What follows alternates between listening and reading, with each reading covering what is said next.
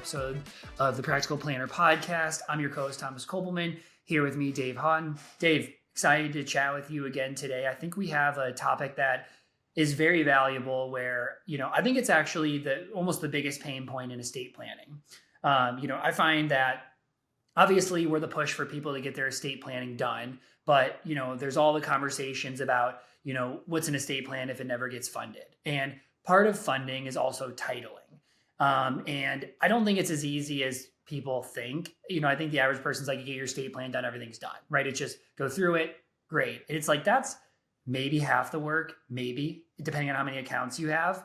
And so I'm excited today to chat a little bit about titling and how to manage all of the different accounts. I think the best way to have this conversation is kind of group different accounts and go from there, probably starting with bank accounts. And I think with this conversation, we're specifically talking about that you set up a trust, right? Because if you just set up a will, this is pretty simple, right? Beneficiary designations have to be correct.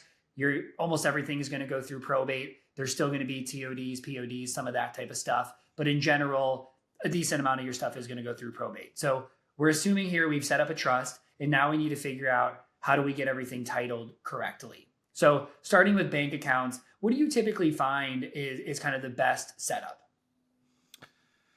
Yeah, I mean, when we're talking about an estate plan, I'm usually thinking about they have a revocable trust. Yeah. Because I think most clients need a revocable trust. Yep. And, I think the way that it works a lot of times, if a client goes to see an attorney, they get their trust in place. Attorney says, there you go, it's all set. You've got this nice binder.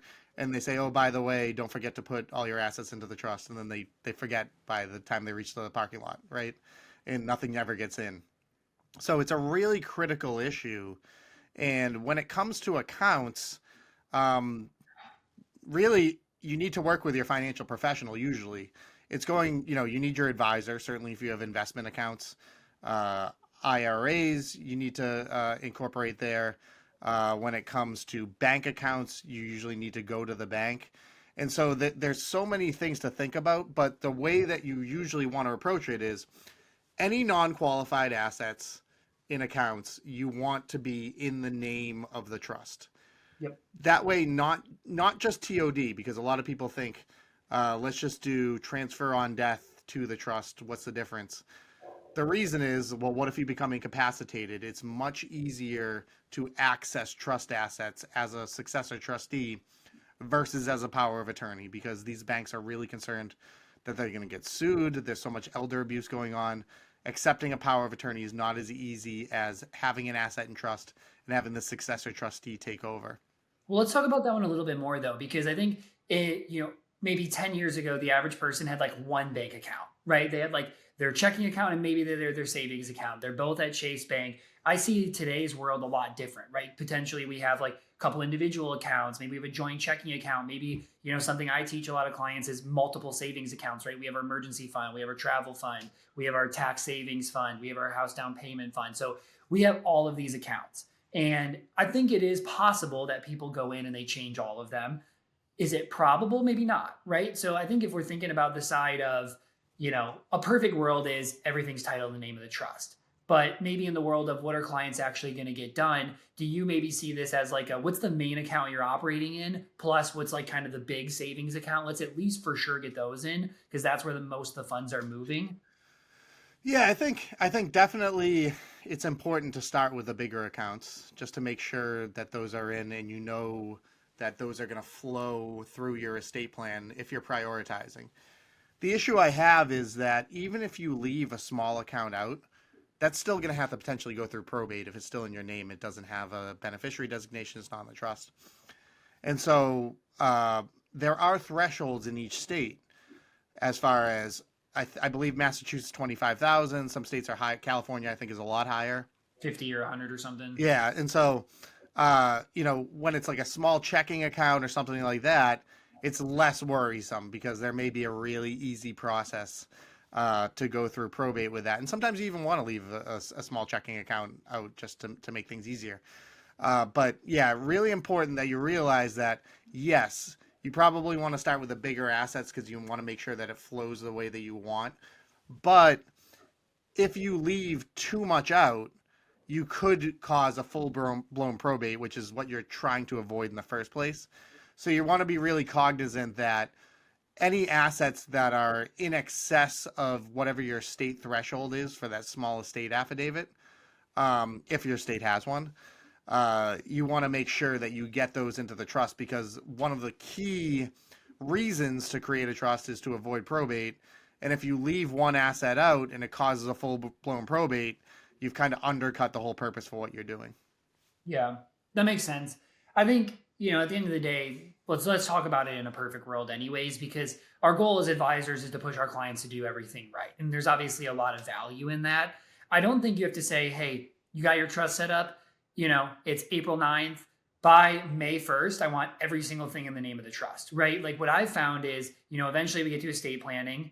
Okay, we go through it. What needs to get done? Great. We're going to get it notarized. Great. That's done. We're going to get to the house. Great. Then, and the business, because that's going to be part of it. We'll talk about that as we go. Okay, great. Then let's do investment accounts. Okay. Then let's do savings accounts. Then let's update beneficiary designations. Like it's okay if it takes them a year to get this done. It doesn't need to be done in 3 weeks. Yeah. And I think what's important is typically if you're doing a trust-based plan, you're going to have what's called a pour-over will. Yep. Which makes sure that everything gets into the trust through the probate process if necessary. You don't necessarily want the probate process. But a lot of times, once a client fully executes and signs their estate plan, everything's going to eventually flow the way that they want. Maybe not in the most efficient manner possible if an accident were to happen the next week and they weren't able to get everything into the trust yet. So there's obviously that risk. The more time that goes by, you didn't get stuff into the trust. You got to tell them that, right? You're like, hey, we realize this might take you longer. The risk if you do this now is this. Totally understand that. If that's you're okay with, here's why. Here's how let's chunk it away. Right. But everything's going to end up. It should end up the way you want it. It's just the more work you do on the front end, the more peace of mind you'll have, obviously, and the less possible administration and expense that's going to happen. But as far as like how it's going to distribute out and flow and who's going to be in charge, who's the trustee, who's the executor, those things will be in place. So your estate should flow the way that you want. It's just the avoiding probate aspect or some of the administrative burdens might be heightened if you don't get assets into the trust and something happens before that time. Yeah, that makes sense. So bank accounts wise, F level is in your individual name, maybe, trust as beneficiary. Next better but not great option is TODs and PODs. Like you're at least one step better. Gold standard is let's get everything retitled in the name of the trust to make sure, we avoid probate, everything flows through. Incapacitation is covered because, things aren't going to get denied in that same structure. Yeah. No, okay. I think that's exactly right. But I do think that it's not one size fits all. That's why it's really important just to look at each individual asset and make sure that you're coordinated with your advisor, your attorney, whatever the case is, to make sure that you're not just taking the advice that we got to get everything into the trust. So just just bull through it and get everything in, because there could be things like I'm sure we'll talk about IRAs. Those you don't retitle into the trust during your lifetime. You can't. You'd have to cash it out and realize all the taxes on them. So that might be something you may potentially name the trust as beneficiary. Something like a non-qualified annuity, something that you oftentimes don't want to put in the name of the trust. Oftentimes you don't even want to name the trust as a beneficiary because you could cause a rapid payout to happen. So I think it is really critical to look at it by asset and not just take like a wholesale approach. We need to get everything into the trust or not, because there are some minefields hidden in those assets that you might not realize. Yeah, let's go deeper. Let's keep going account by account. So we don't have to go IRA versus the new, going there, but let's go into your qualified accounts. So we have your Roth accounts, we have your traditional accounts, etc. How do we do it there, right? Because those are individual accounts. You're not able to title them in the name of the trust. What I've found most valuable is typically, because these pass without probate, right? The main beneficiary is the other spouse, right? That seems easy. That's going to go the way you want. But then what about after that? Yeah, I would agree. Yeah. So first things first, the spouse usually carries with it really unique benefits under the tax law to be the direct primary beneficiary. So you're just going to name the spouse as the primary beneficiary. Obviously, that might not be the case in some circumstances. Let's say it's a blended marriage or a second marriage, or you have control concerns. There could be times that you're going to name the trust as beneficiary while the spouse is still living. It's going to be rare, though, because you're going to be giving up some positive tax attributes. But after that, it's really going to be a question of control versus administrative convenience, because a lot of times you can name the trust as beneficiary, and the underlying children or whoever the beneficiaries are still going to basically retain the distribution period that they would if they had received it individually, if the trust is drafted appropriately and whoever's creating the trust created it appropriately. But if the kids receive those assets directly, everything's obviously easier. It means that it's in their name, it's under their tax ID number. They can decide, how to take the assets out, when to realize the taxes. They're in full control. But if you don't necessarily trust them to do that, let's say they're minors or they have substance abuse issues, or you just think they're not mature enough. That's what I was gonna say. That's like one of the most common client conversation I was having today is he's like, we're way wealthier than I thought. We were a couple of years ago. Now we're pretty wealthy. Like, I just can't see my kids having the responsibility of getting this type of money before 30, right? Like, control is a big one. Right. Yeah, and that's a scenario where as long as the trust is drafted correctly, you should be able to still retain that 10-year period. It's just the trustee is now going to be in a more administrative burden of determining, all right, how much do I give each year? And then when I take those distributions out, it's going to be taxable to the trust. Then I'm going to have to turn around and K1 the beneficiary. So in the end, you can usually reach it so it's the same end tax liability result, but there's going to be more administration involved. And so that's why it's just important to weigh control over, tax efficiency or administration, what's more important to you, because I think you can get the best of both worlds to a certain extent, as far as you can retain control of it for that 10-year period. Once it reaches that 10th year, when it's in the trust, now the trustee is going to be in a really tight spot to be like, all right, do I distribute this all out or to the beneficiary and pass the taxes along to the beneficiary? Or do I keep it in the trust and do I realize all of those taxes at the trust and estates rates, which is very unfavorable? So a lot of decisions to be made. That's why it's really important to coordinate this with your advisor, your financial professional, CPA, whatever the case is, just to make sure that you're making the right decision when it comes to that. But situation, right? You're giving up a lot of the tax planning side, right? If it's, I have some clients who have inherited pre-tax accounts and they have, a few years left to get it out. Well, we can funnel a lot of money into other pre-tax accounts while they're working, right? You can kind of offset this. When it's inside the trust, you do lose some of those benefits. Right. Yeah, absolutely. Yeah. It's when it's inside the trust, it just adds a lot of complexity. Right. I mean, they're not necessarily higher. You just hit higher points quicker. You hit higher points quicker. There are usually ways around it, so long as the trustee has the ability to K1 the beneficiary and pass it out before the end of the tax year. But again, that's administration, that's extra tax forms. And if you don't need to do it, then you probably don't want to set it up that way. Yeah. Yeah. Good points. Okay. Anything else there? Or should we go to non-qualified accounts? Yeah, no. Happy to move on. So let's go to non-qualified, regular taxable account. Yeah, I think in most circumstances, it just makes sense to move that over into the name of the trust. Bank accounts, right? Same thing as a bank account, except for even more reason to title into the name of the trust, because you're probably, maybe I guess some people don't have a lot of money in there, but typically, for wealthy people, that's going to be your biggest account over time. So you want to make sure that that's obviously avoiding probate.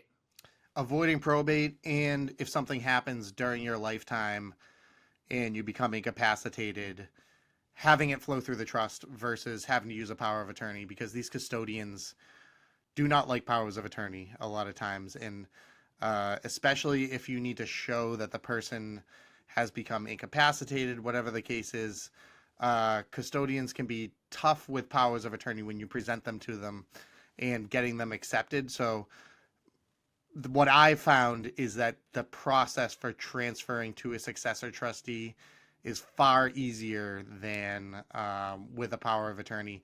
And that's the big benefit during lifetime, why you'd want to change the ownership to the trust versus just doing a TOD.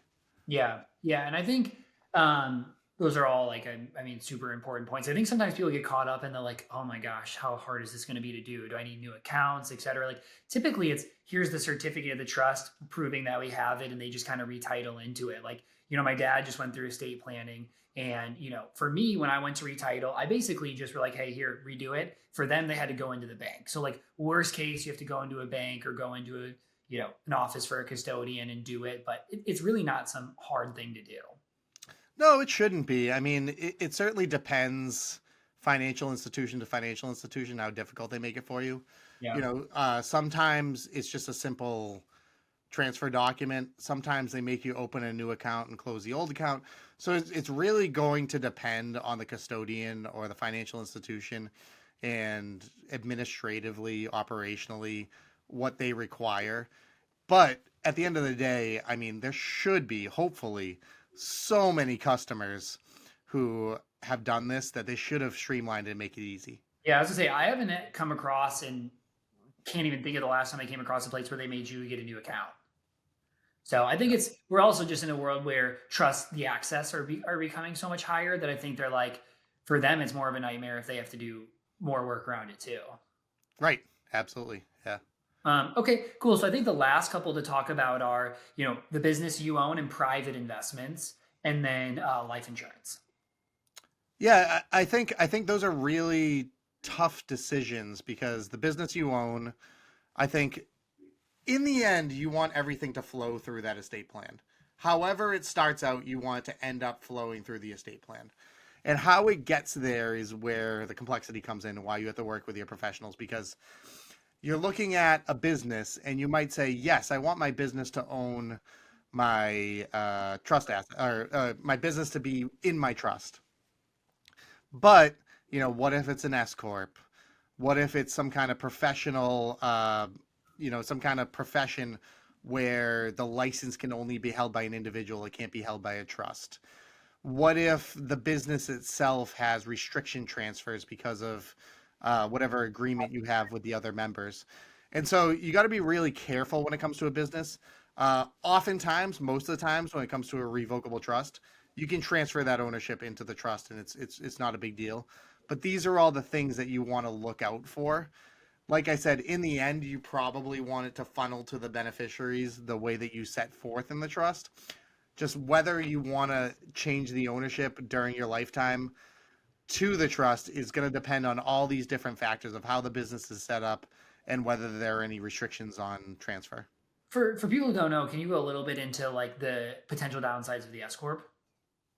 Yeah, so the S corp is a specific type of entity that you can elect under the IRS code, and it has specific eligibility requirements. So there can only be so many members of that S corp, and only certain people can own it. And when the owner is the trust, you need to make sure that that trust fulfills all those requirements. And oftentimes when people draft trusts, they make sure that, whenever the S corp interest is going to flow through it, that it's going to be set off and that portion of the trust is going to fulfill all those requirements. But you do still want to be really careful and make sure your attorney, your financial advisor knows that's the asset going in, and they've looked at the trust and they make sure that it's going to fulfill those requirements, because you don't want to disqualify your S corp simply because you put it into a trust, because there could be like really big ramifications to that. Yeah, makes sense. Okay, cool. Last couple minutes. What about private investments? So yeah, again, I think the same concepts apply, that you want to be really careful as far as making sure that you're looking at what is this investment and what type of restrictions are associated with it. Because obviously when it comes to private investments, to alts, they have all different kinds of subscription information and, is it a qualified investor, whatever the case is. A lot of times when it comes to revocable trusts, they don't really see that as anything different than the investor themselves. Irrevocable, though, is where the issue is. Like I've Exactly. SpaceX Yeah, where they can't do any estate tax planning because they've been told by SpaceX that they already have the max number of people, and an irrevocable trust counts as another person, which could have to push them into an IPO, and so you can't do that. exactly. Yeah, these are the things to look at. That's why, when it comes to things like bank accounts, non-qualified accounts, homes, certainly to retitle the home into the trust, those things are a little bit more straightforward. When it comes to when you have some of these more unique assets like alternative investments, businesses, you want to really look into the details and not just be flippant about it and be like, oh, just change the title, because Yeah. it could have severe ramifications. Yeah. Yeah. That makes sense to me. Um, okay, cool. And then last one, life insurance. Yeah, life insurance is an interesting one because you can change the ownership of a life insurance policy into a trust, and a lot of people do during lifetime. Certainly, if it's an irrevocable life insurance trust, you want to. If it's a revocable trust, a lot of people just change the beneficiary. It's going to depend on what type of life insurance you have, right? Certainly, if it's a term policy, not a big deal just to name the beneficiary of the trust, the beneficiary of the policy, the trust, because the assets are going to flow into it. There's not a whole lot that can be done during lifetime with that policy. Something that has a lot of cash value built up, certainly that might be something you might more think about getting into the trust during lifetime, because like we talked about with the power of attorney issue, you want to make sure the person after you has easy access to those funds. So a lot of times it's six one way, half dozen the other, as far as changing ownership or the beneficiary. So it's something, again, to talk with your advisor about. Yeah, really good points. Okay, well, I think this episode was super valuable. I know, like for my clients, even advisors I talk to, like this is one of the biggest questions they have, and I think we were able to dive into some of the ones that like here's probably what you should do, and there's other ones that are going to be state by state different. Businesses are going to make it different, et cetera. So, I mean, obviously, always work with the estate planning attorneys, for these types of questions, but hopefully this helps. I think as the advisor, one of your biggest roles is how do I help after the estate documents are drafted, right? One is reviewing, but two is making sure everything gets funded. Because typically, right, you like estate planning attorney draft done, right? They Yep, make deed to the house, which we didn't talk about, right? You want your house to be put into the trust, et cetera. But our job is to help make sure everything gets funded because we're working with them on a yearly basis. absolutely. So, everybody, hopefully that you found this episode valuable. If you did, please, go rate, give us 5 stars, leave a review. And again, if you have any questions, send them our way. We'd love to help answer them. We'll see you back in a couple weeks.